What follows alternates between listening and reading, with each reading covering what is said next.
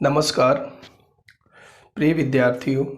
जैसा कि आप सब और हम जानते हैं कि वर्तमान में हमारे विश्व के सामने एक बहुत बड़ी विकट समस्या कोरोना वायरस की चल रही है। इस विकट समय में सब लोग प्रभावित हुए हैं और मजदूर हो, किसान हो, चाहे कोई नौकरी पेशा हो, सब लोग विकट परिस्थिति में हैं। मैं आज हम विद्यार्थियों के लिए ये एक प्रेरणादायक वीडियो रिलीज कर रहा हूँ। मैं आप सब लोगों से बताना चाह रहा हूँ कि पहले हम लोग एक दूसरे से शिकायत करते रहते थे कि मेरे पास समय नहीं है गुरुजी, मैं कैसे पढ़ूँ, हमें टाइम नहीं मिलता है। समय आज से आज तक एक दिन में 24 घंटे और एक सप्ताह में 7 दिन और एक महीने में 30 दिन ही रहा है। ये समय लगातार चला आ रहा है। समय कभी नहीं बदलता। कालो न याता वयम में व्याता। बात हमारे दृढ़ निश्चय की है। हम लोग अपना दृढ़ निश्चय करके अपनी एक निर्धारित दिनचर्या नहीं बना पा रहे हैं। मैं महसूस कर रहा हूँ और देख भी रहा हूँ कि बहुत से विद्यार्थी केवल मोबाइल देखने में, टीवी देखने में या इधर उधर के खेल खेलने में, आपस में गप लड़ाने में समय नष्ट कर रहे हैं। हमारे गुरुजन कहा करते थे कि विद्यार्थी हनुमान जी के जैसे होते हैं। जिस प्रकार हनुमान जी को शक्ति उनकी याद दिलानी होती थी और उनको अपनी ताकत याद दिलाने के बाद में वो कोई भी दुनिया का असंभव कार्य नहीं समझते थे। किसी भी कार्य को वो पूर्ण रूप से कर देते थे। उसी प्रकार से विद्यार्थी भी हनुमान जी के जैसा होता है। यदि उसकी इनर मोस्ट पावर को जगाया जाए, उन्हें बताया जाए कि उसमें कितनी शक्ति है, उन्हें एक ट्रैक दिखाया जाए, तो वास्तव में वे उन ऊंचाइयों को छू सकते हैं दुनिया की, जो हम कल्पना भी नहीं कर सकते। और इतिहास इस बात का गवाह है। आज से आज तक ऐसे विद्यार्थी जिनके सामने परिस्थितियां कुछ भी नहीं रह पाई है और आज हमें केवल घर में बैठ करके और अपना समय व्यतीत करना है, तो इस समय की क्यों ना एक निर्धारित दिनचर्या बना करके उसको बिताया जाए। इस निर्धारित दिनचर्या के साथ ही अपनी पढ़ाई की भी एक सुनियोजित योजना बनाई जाए। क्यों नहीं बनाते? मैं देख रहा हूँ बहुत विद्यार्थियों को कि वो नहीं बना रहे हैं अपनी योजना, अपने समय को व्यतीत करते जा रहे हैं सही। ये संकट की परिस्थिति आप लोगों के लिए, हम सब लोगों के लिए एक चुनौती है और चुनौतियों को अदर वे में लेना, हल्के में लेना बहुत बड़ी भूल होती है। ऐसी भूल न कीजिए। आप क्यों सोचते हैं कि हम फ्री हैं? उसी समय उठिए जो भोर का समय है। जैसा आप पहले अपनी कोचिंग में जाने के लिए, कॉलेज में जाने के लिए या विद्यालय में जाने के लिए उठते थे, उतना ही जल्दी उठिए। उसी तरह से अपनी दिनचर्या, योग, अपने आसन प्राणायाम पूरा कीजिए सुबह भोर में। उसके बाद पढ़ने बैठिए।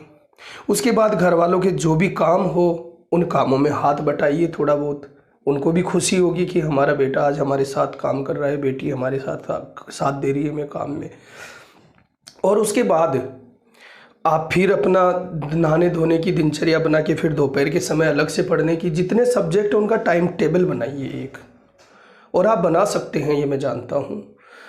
तो उस तरह से टाइम टेबल बना के दोपहर तक का, फिर शाम को फिर अपने घर वालों के काम में हाथ बटाने का, फिर शाम को अपनी पूजा अर्चना जो भी आप करते हैं उस पूजा पाठ का समय बनाइए। फिर उसके बाद फिर पढ़ने का समय। और इस तरह से 24 घंटे में आप एक बहुत अच्छा समय बनाएं, समय की दिनचर्या योजना बनाएं। तभी आप लोग जो है एक सफल बन पाएंगे। विद्यार्थी, नागरिक जो भी हों, तो जिसकी दिनचर्या नहीं है, जिसके समय का शेड्यूल नहीं है, वो कभी सफल नहीं हो सकता, क्योंकि उसका समय कब कहाँ बीत गया उसको पता ही नहीं चलेगा। वो हमेशा ये कहेगा मेरे पास समय नहीं है, लेट हो गया। इसलिए बहुत ही विडंबना की बात है कि हम समय को ऐसे बिता रहे हैं, ये न बिताएं। मैं आप लोगों से कह रहा हूँ कि अपनी एक निर्धारित योजना आप बनाएं और इसी बीच में इस विकट परिस्थिति से जूझने के लिए आप जो है अपना कुछ समय ईश्वर चिंतन में भी लगाएं, चाहे शास्त्र पढ़ने में लगाएं। एक निर्धारित समय, बहुत ज़्यादा समय नहीं, आप 10 मिनट 5 मिनट से शुरू करें, आपको अति आनंद आने लगेगा सुबह और शाम दोनों टाइम। फिर उसके बाद में और एक अदृश्य सत्ता आप लोगों का मार्गदर्शन करने लगेगी।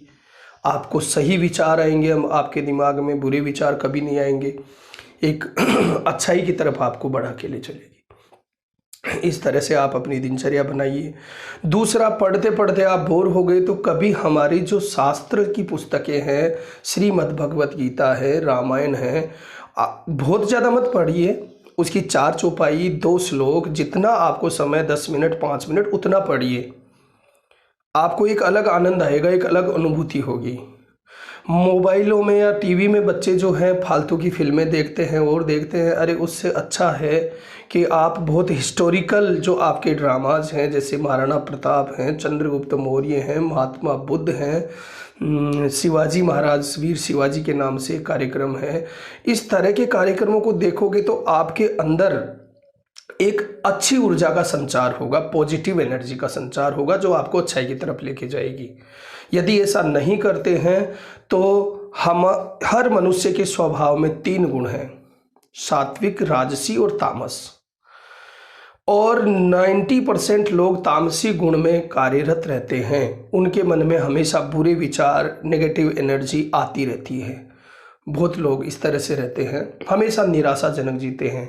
यदि वे इस तरह के कार्यक्रम देखेंगे, इस तरह के शास्त्र पढ़ेंगे, तो आप में पॉजिटिव एनर्जी का संचार होगा। मैं जो आपको ये बात बता रहा हूँ, ये किसी की सुनी सुनाई नहीं, अपने ऊपर जो मैंने अप्लाई किया है, आज तक अपने जीवन में उतारा है, वही बात आप लोगों को मैं बता रहा हूँ। इससे आप सफल होंगे, निश्चित रूप से होंगे, आप करके देखिए।